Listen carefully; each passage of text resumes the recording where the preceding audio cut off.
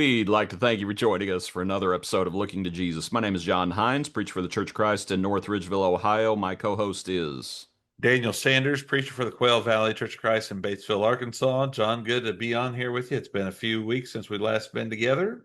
How are eh, you doing? I'm doing well. How are you doing today? I'm doing all right. Thanks for asking. Yeah, we've had some stuff going on. Had gospel meetings, had just things we've had to get done during the week. We got some projects going on at homes and church buildings and stuff like that. But anywho, so Daniel, where did we leave off last time we were together? First Corinthians chapter 10 is what we finished off. So now we're getting into First Corinthians 11 here this morning.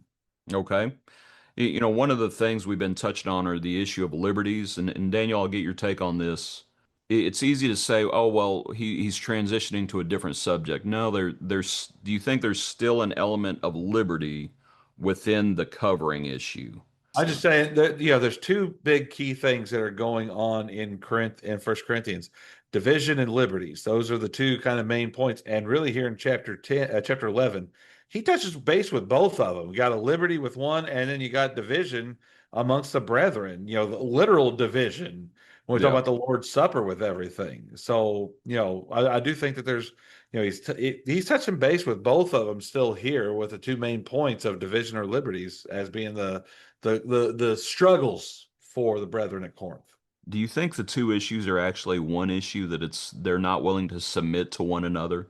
Some of that, yeah, Because I could be. mean that plays into liberties, but it also plays into the divisiveness. And when you're talking about the coverings, I mean the first few verses, we're talking about issues pertaining to submission. Right. And so we're still talking about that issue of submission and how they need to submit to one another. And so, pardon me for talking you over you so much, but that's I think you're right. That's the big problem in Corinth. That's the issue. Yeah. There may be other symptoms, but you go back to it and that's the issue. And even love, 1 Corinthians 13, they're not submitting to one another. Yeah. And so maybe that's the big issue is love. Everything else is symptomatic. Right. Right. But anyway, all right, 1 Corinthians chapter 11. You want to read go ahead and Sure. read the first down to verse 16 for us. Sure will. Okay. Imitate me, just as I also imitate Christ. Now I praise you, brethren, that you remember me in all things and keep the traditions just as I delivered them to you. But I want you to know that the head of every man is Christ, the head of woman is man, and the head of Christ is God. Every man praying or prophesying, having his head covered, dishonors his head. But every woman who prays or prophesies with her head uncovered dishonors her head, for that is one and the same as if her head were shaved. For if a woman is not covered, let her also be shorn. But if it is shameful for a woman to be shorn or shaved, let her be covered. For a man indeed ought not to cover his head, since he is the image of the glory of God. But woman is the glory of man. For man is not from woman, but woman from man. Nor was man created for woman, but woman for the man. For this reason, the woman ought to have a symbol of authority on her head because of the angels. Nevertheless, neither is man independent of woman, nor woman independent of man in the Lord. For as a woman came from man, even so man also comes through woman, but all things are from God. Judge among yourselves. Is it proper for a woman to pray to God with her head uncovered? Does not even nature itself teach you that if a man has long hair, it is a dishonor to him? But if a woman has long hair, it is a glory to her, for her hair is given to her for a covering. But if anyone seems to be contentious, we have no such custom, nor do the churches of God.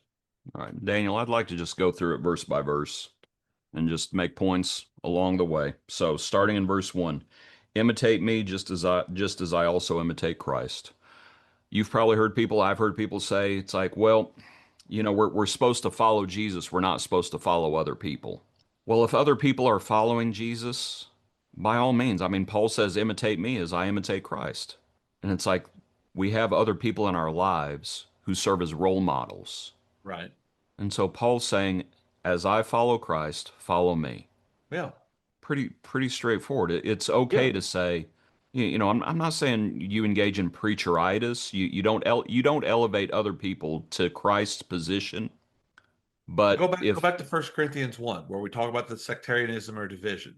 Some people were saying they were followers of Paul. Now they were saying they are Apollos or Peter. Paul's getting Paul's kind of addressing some of that here, I think, in First Corinthians 11, verse 1.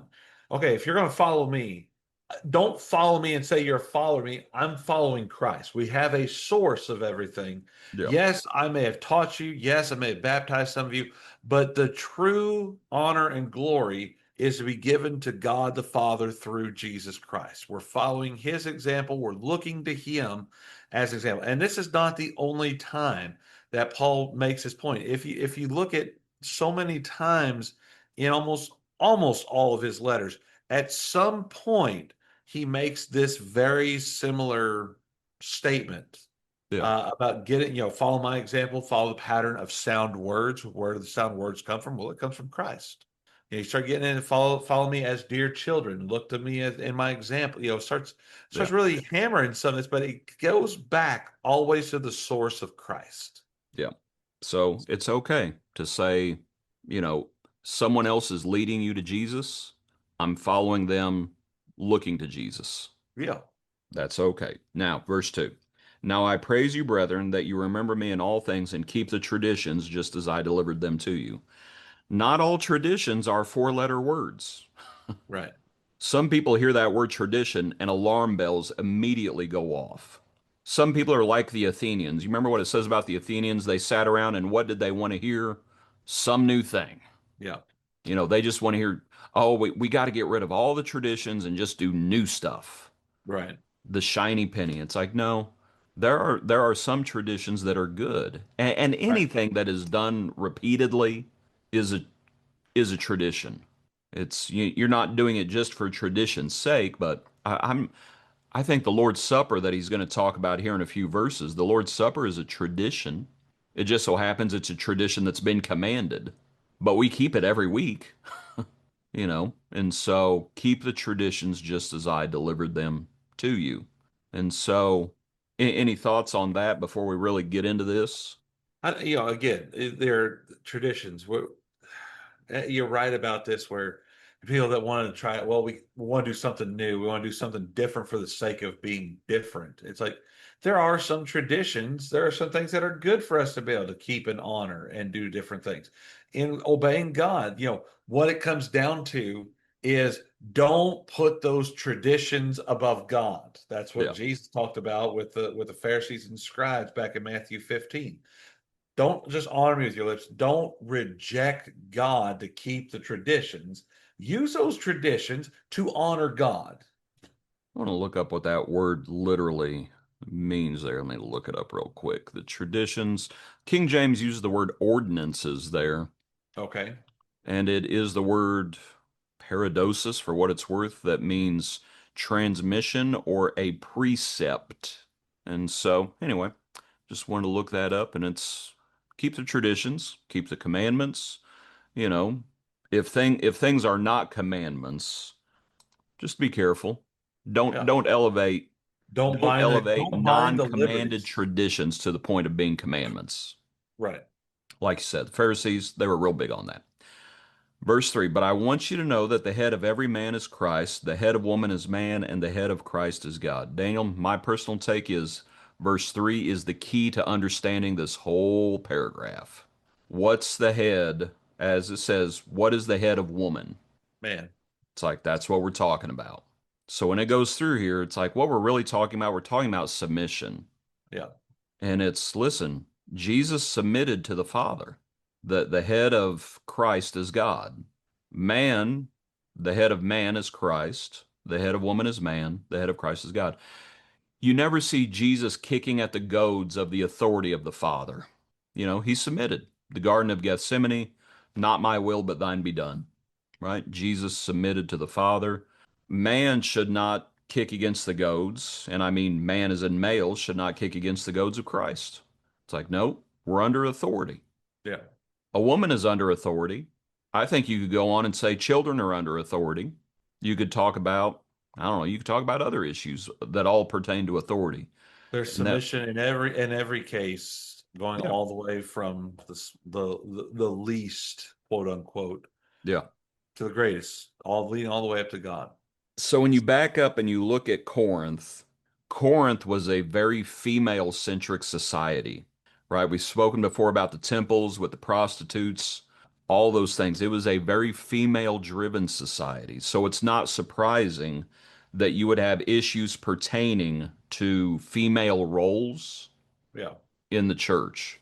It's like that was the societal issues back then. And so it's being it's being addressed. Like they need to recognize issues pertaining to authority. Verse 4, every man praying or prophesying having his head covered dishonors his head, but every woman who prays or prophesies with her head uncovered dishonors her head, for that is one and the same as if her head were shaved. Daniel, there are different views of this passage, needless to say, right? People have different views of this passage. In my notes, I put it down to three things. I think one issue we've already mentioned, big issue is submission. Yeah. A second issue, though, are the gifts. Every man praying or prophesying. Even that prayer there, when you look over in was it chapter 14, where he speaks about praying in the Spirit, and there may even that those prayers may have been a part of the gifts as well, praying in the Spirit. Anyway, but the prophesying definitely. And so here it doesn't just talk about the men praying or prophesying, it's also talking about the woman praying or prophesying. And so one of the issues are the gifts. And if a woman was praying or prophesying, how did she show her submission to, as it speaks about, again, the head of woman is man, right? Yeah.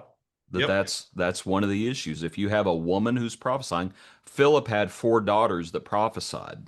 Speaks about that in the book of Acts. It's like, okay, so how are they going to show their submission? And so the covering may have come up pertaining to that. So it's submission, gifts. I'll throw a third one in there, Daniel. Culture. I think culture is going to play a part in all this. And the reason I especially mention culture is because of some of the verses that you've read. Oh, let's see.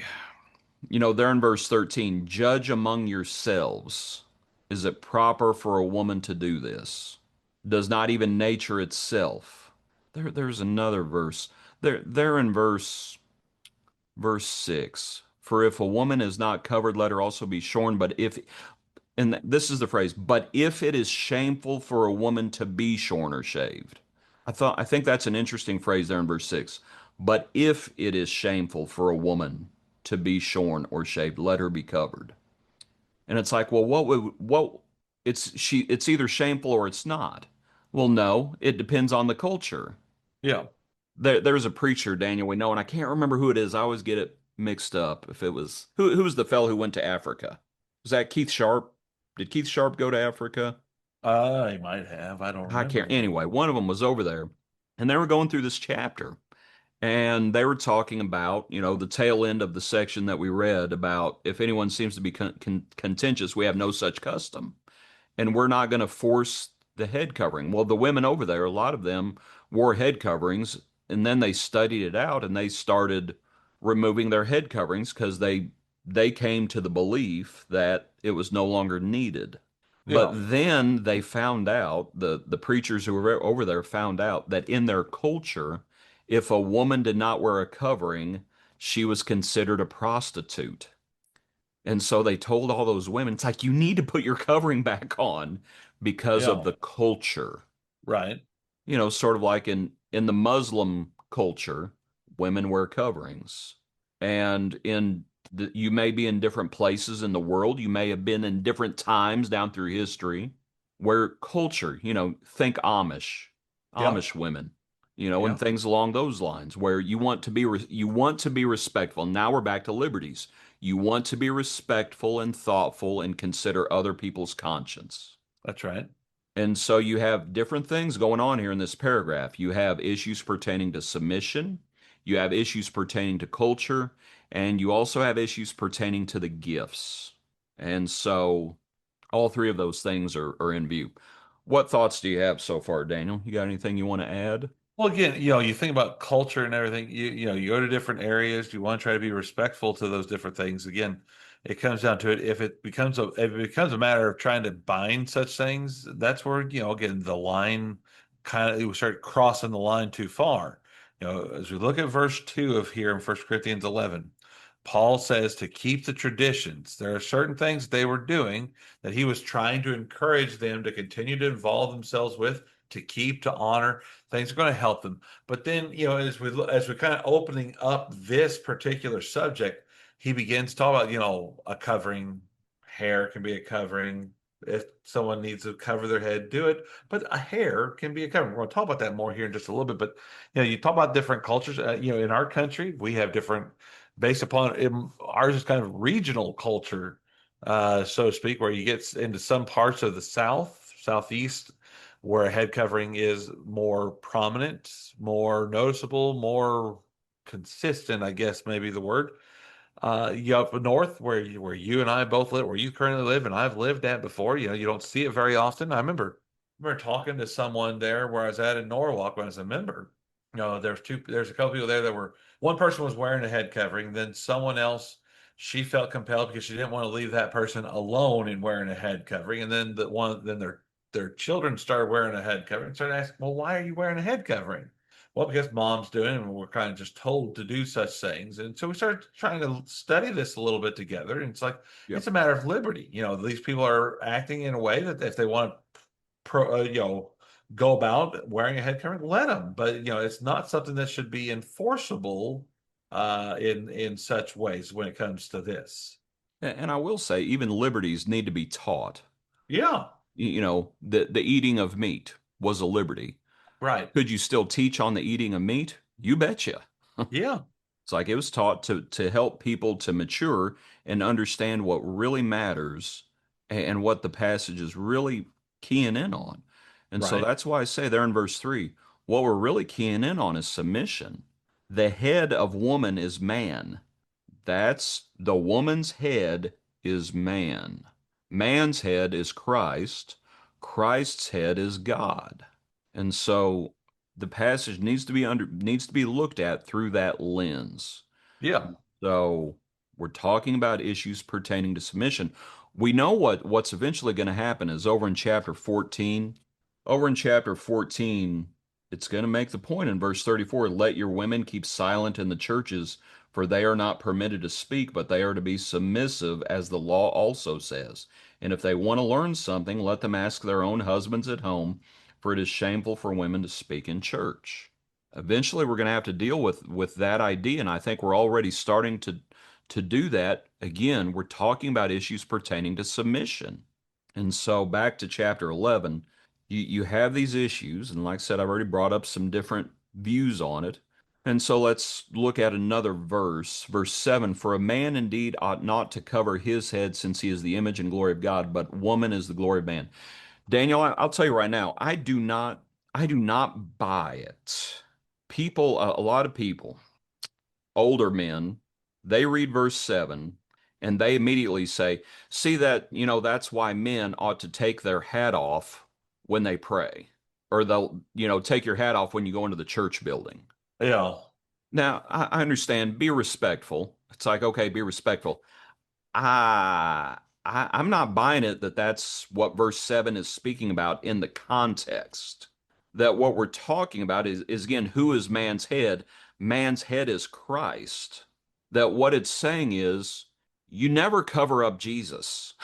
yeah, It's like, no, you let Jesus shine. That's what you do. That's you are submissive. And so again, the head of man is Christ, and the head of woman is man. Man indeed ought not to cover his head, since he is the image and glory of God, but woman is the glory of man. For man is not from woman, but one woman from man. We're getting back to Genesis. We're getting back to Genesis, and we're getting into how everything, was from the beginning, or at least as man fell. yeah, When they sinned, what does the Lord say to Eve? It's like your desire is going to be for your husband. But you can tell even before that, it's like, no, God formed Adam. Adam came from God, Right. but Eve came from Adam. Adam was not formed, let's just say Eve was made a helper for man. All of that's within this passage.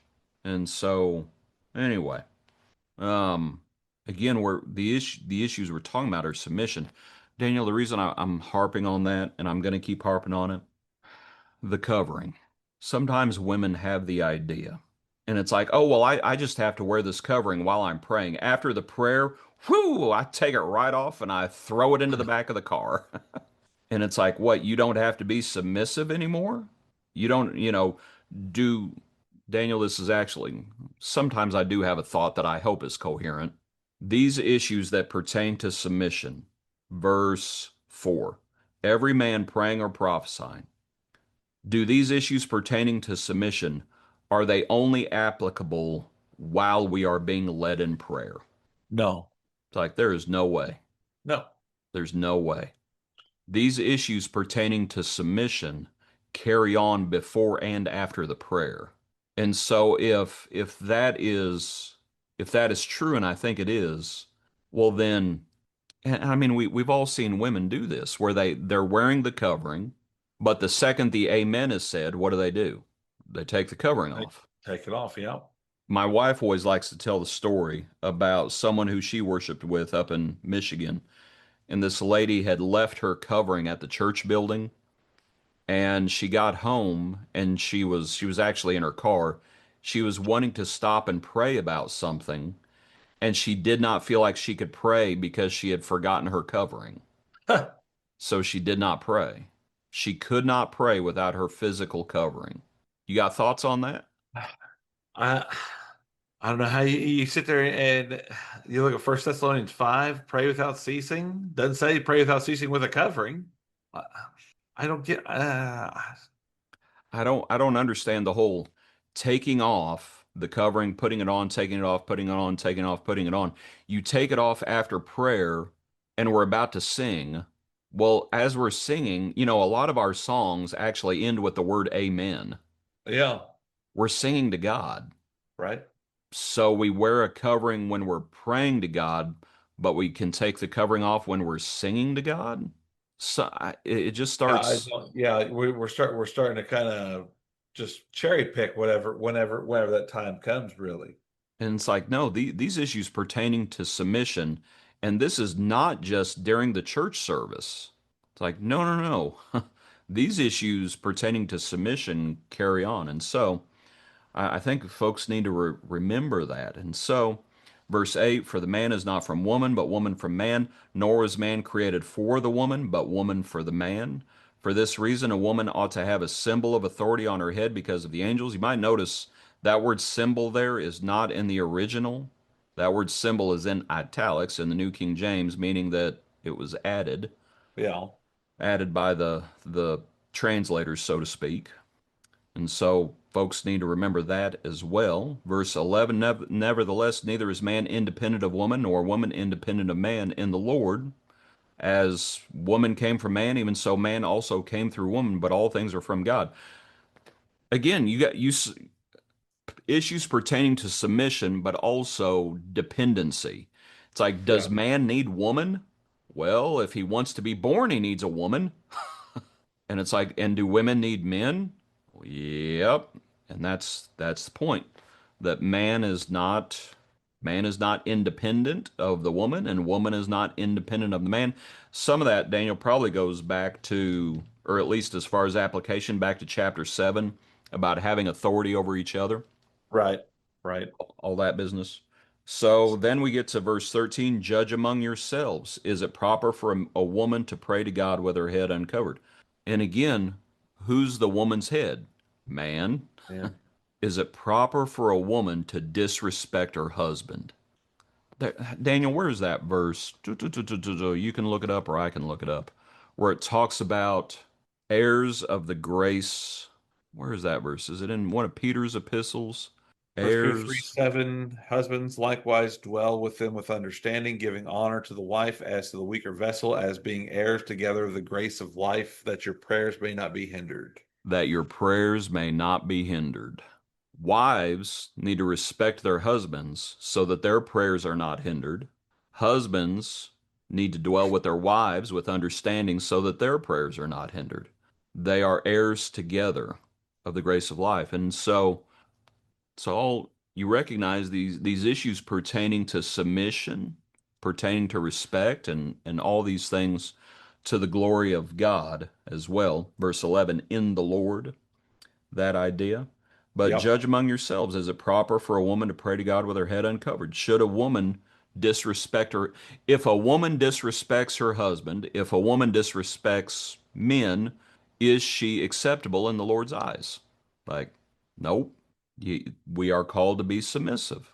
We're called to recognize how the Lord has established things, and so we recognize the headship, the different headships: God, Christ, man, woman, children, on and on we could go.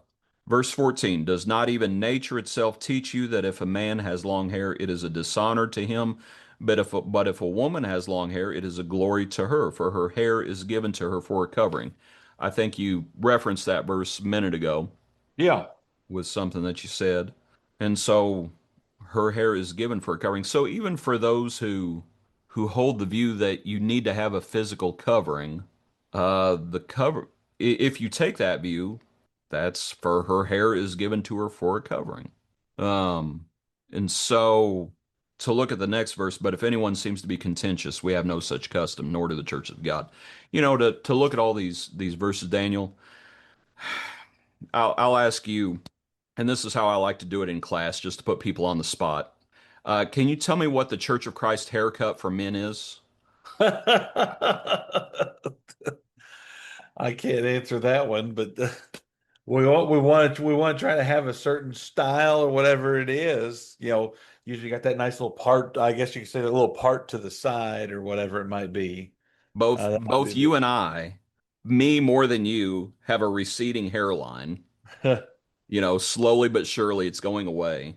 Does that mean we're actually becoming more holy the older we get because our hair's falling out? we could travel down that venture that way if we want. I mean, when it says, does not even nature itself teach you that if a man has long hair, it's a dishonor to him? Again, cultural things perhaps might be in view. Yeah, And you should consider cultural things. right. Sometimes people, we were talking before we started recording about, the 1960s and things like that. Yeah, Well, you had a generation of young people that had no respect for authority at all, right. and they were wanting to just be rebellious. Yeah, And a that's lot very of true. young people have always wanted to be rebellious. Well, we should not be rebellious. We shouldn't be rebellious as young people. We shouldn't be rebellious towards our parents. In the church, we should not be rebellious towards elders. We should not be rebellious towards each other. We're called to be to be subject, submissive. And of course, we shouldn't be rebellious towards God. Yeah. Some people are like, I'm going to let my hair grow out just to be rebellious. And it's like, no, you got an attitude problem to begin with. The problem's not really with your hair, the problem's with your heart. Yeah. Daniel, I'll also just in mentioning it, it's interesting, Paul says, keep the traditions as I delivered them. In Acts chapter 18, at verse 18, that's the verse that talks about where Paul had his hair cut off as Centuria. He had Yeah. taken a vow. Yeah. That's right after he's at Corinth. When he's at Corinth, he would have had longer hair. Right. Spend that year and a half there, kind of And laboring. so Yeah. we're back to liberties. We're back to cultural things. Yeah. He had taken a vow for his own reasons. But the bottom line is there at the tail end of the passage we've been looking at. If anyone seems to be contentious, what does he say? We have no such custom, or nor do the Church of God. So it just matters on culture, liberty, Yeah, where you're at. If people want to be able to practice things, let them. It comes one of those. yeah. We talk about the rare gray zone, I guess you could say, where it can go yes or no, or there in the middle. Some people could, some people couldn't. It's really a matter of how people will look at that and view that. What one thing that is not a liberty is submission. That's right. That's not a liberty. That is not a liberty. And so whatever else is going on, people need to remember that. It's Yep. like we're called to be submissive and respect the roles God has given. And you can't bind what God has not bound, Right. but God has bound submission. Right. So, Daniel, we're going to go ahead and stop there and finish the remainder of the chapter next week. That sounds like a plan.